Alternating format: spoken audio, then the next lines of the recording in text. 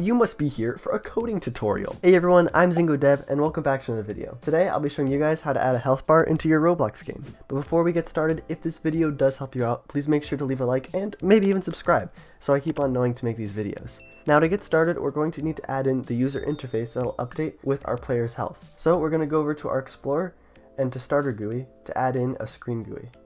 And then let's just rename this to Health GUI. Then we also need to add in the frame that is going to be the red that shows when a player takes damage.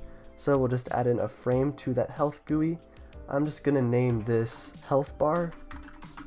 And then if we click this square right here for background color, we can select a red and just press OK. And then we're going to want to resize this. I'm going to make it take up 20% of the X component of the screen and 5% of the Y component. So you can see now we have this bar here, which we can actually select and drag over to the right corner or wherever you'd like it to be. Then we're going to add in one more frame that's going to be the green of the health bar. So let's just make this one green instead.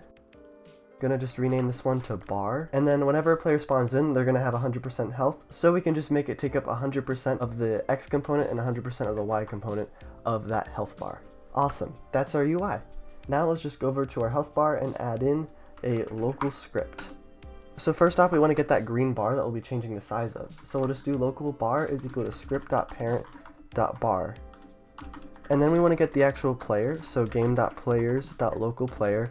And then we want to get that player's character, which is the model that is inside of workspace for each individual player. So we can do that by setting our local variable char equal to plr.character, or if their character hasn't loaded in yet, which can happen sometimes, we want to do plr.character_added and then :wait.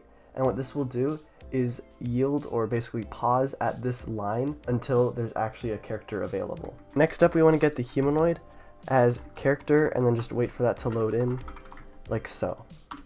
Awesome. Now what we need to do is listen for whenever the health changes by doing humanoid.healthChanged: connect function. And then there's also a parameter here that's just the updated health of that humanoid. So now what we can do is set the bar's size equal to a udim2 value, which allows us to specify a % or a amount of pixels of both the X and Y for any UI object. So in this case, we're going to make the X component of the bar health divided by their max health. And then we're just going to make it still take up 100% of the Y component. So let's exit this script and hit play. Alright, so you can see if I actually just reset my character, the bar goes completely to 0. And then if I also just find my humanoid in workspace and then let's for instance set the health to 33, you can see the bar updates accordingly. So if this video is helpful, please make sure to leave a like and subscribe, and why not leave a comment of what you guys would like to see next or what game you're using this tutorial on.